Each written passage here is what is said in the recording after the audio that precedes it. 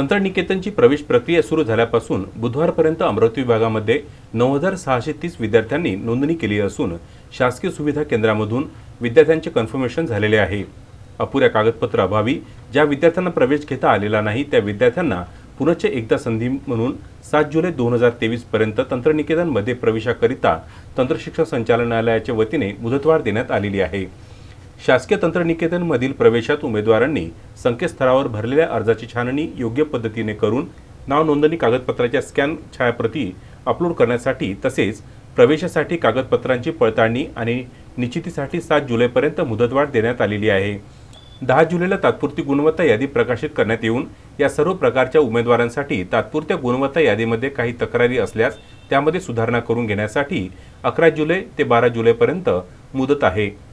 www.dte.maharashtra.gov.in या संकेतस्थळावर अर्ज सादर करावेत।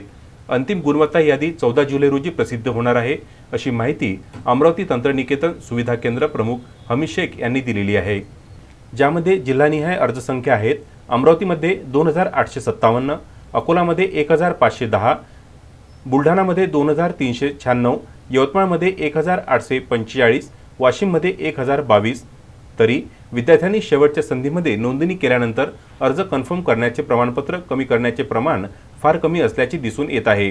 तरी जिल्हा स्तरावरील एफसी सेंटरमध्ये जाऊन कागदपत्राची अपलोड करून अर्ज कन्फर्मेशन करून घ्यावे असे आवाहन संस्थेचे प्राचार्य तथा तंत्रशिक्षण संचालनालक अमरावती विभाग डॉ. विजय मानकर यांनी केलेले आहे।